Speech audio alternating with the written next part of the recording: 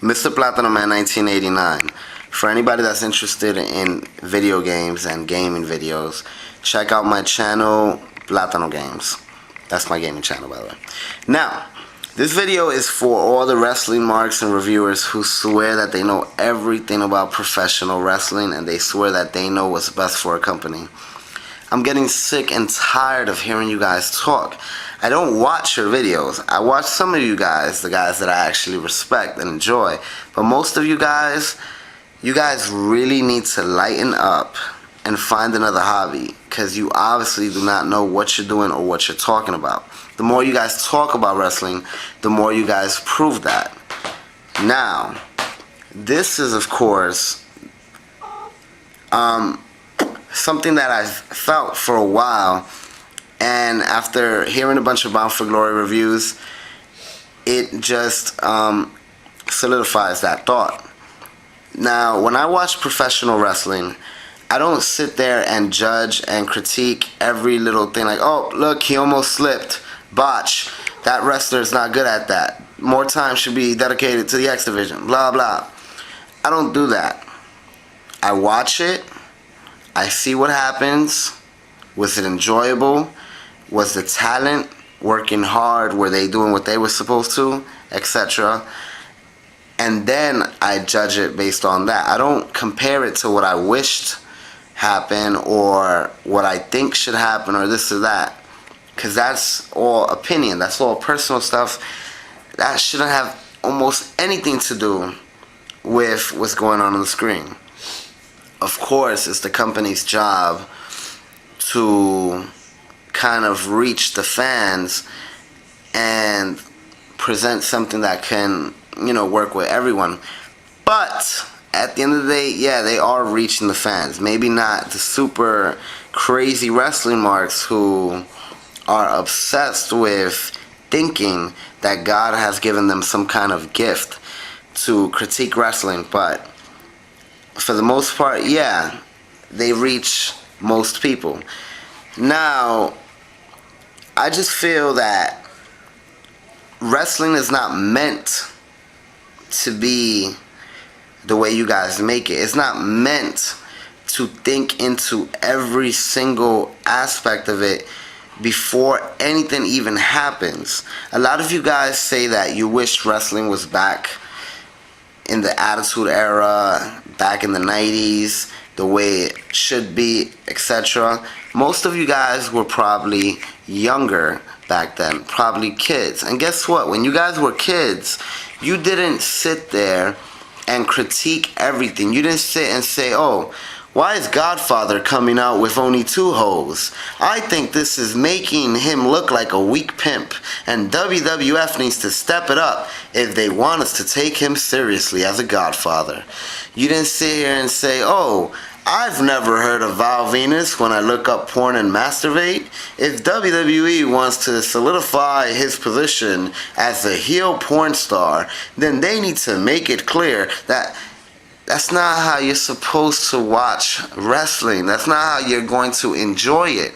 If you're going to enjoy it, if you have any true love for this business, for this profession, then you're going to, first and foremost, support the talent. You don't shit on John Cena because you feel that he can wrestle because he doesn't wrestle like a new generation indie wrestler does. Last time I checked, John Cena has been wrestling for the last 10 years and has been just as dominant as anybody in the history of this business. And that's not because, oh, the kids love him and he's Vince McMahon's lap boy and all this stuff. It's because he's able to take that position and hold it and run with it. I would love to see any of you guys step into the ring and do anything. Wrestling is not about the 5 moves that Cena does. It's about telling a story, about going out there and making it believable that you are that character, that person. Now with that, I feel like a lot of people swear they think they know what's best for every aspect of the company. Excuse me. and they feel that that's the direction they need to go. A lot of you people seem to criticize things for wrestlers like storylines, the way they're being booked. And at the end of the day, I'm sure that wrestler is happy to be getting a paycheck, happy to be on the card every week, to get some promo time, this and that. I don't see a lot of the indie wrestlers doing that. I don't see a lot of WWE's lower card people doing that. Now, with that, let me speak about Bound for Glory. I think Bound for Glory was fucking epic. I think it was phenomenal. I can't wait to watch Bound for Glory when it comes out, and years from now, and years from now, and years from now.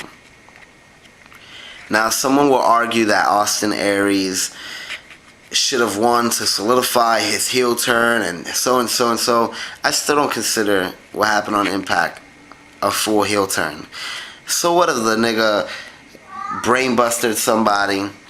I would do the same shit. If I had to face somebody on Sunday, I would brainbuster that motherfucker. Plain and simple. Unless he came out and attacked some little kids and peed on them, I don't consider that heel. Now, some of the other things that happen on Bound for Glory, for example, him losing the title. What TNA does is they cycle pushes. Austin Aries has been pushed since last June 2011. He went a year straight as the X Division, well, not a year straight, but the better portion of a year straight with the X Division title. Went over Samoa Joe, Bully Ray, so and so, so and so. He was in the Lethal Lockdown match this year. I don't think anybody can tell you how happy this man must have been through all those months. How happy he must have been to win the title from Bobby Roode, a record-setting champion, and then hold it for an additional 3 months until the biggest pay-per-view of the year for TNA. Now, what TNA did was take someone like Austin Aries, who was their most over guy, and put him up against their next most over guy, Jeff Hardy. Now, you tell me, is that not smart for business? Is that not smart for anything? The way I watch wrestling, I don't sit there and say, oh, I think this not should have happened because that would have been better and then he could feud with blah, blah. No, that's not the way you're supposed to watch it. The way you're supposed to watch it is see what happens and then review it. TNA, another thing TNA does, they like to have a beginning, middle, and an end for storylines. Austin Aries returned to the company after being gone for a couple years.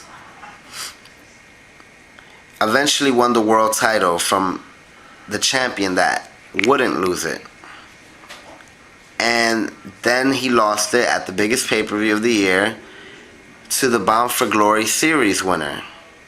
Have you guys forgotten that Jeff Hardy won the Bound for Glory series? Have you guys forgotten that Jeff Hardy was going down this path before Austin Aries even returned to the company? At Bound for Glory, what I see is we have a new X Division champion. Let's see where that goes. We have a successful defense with the TV title in a match that has given that belt more interest than it's had in the last few years. The way those two guys beat the shit out of each other. We have new tag team champions in Chavo and Hernandez. TNA seems to be on the verge of pushing the tag division again. It's kind of hard to push the other belts on the path to Bound for Glory when you're kind of promoting the Bound for Glory series and you have all these other things going on. But they seem like they're going to start doing that with Chavo and Hernandez.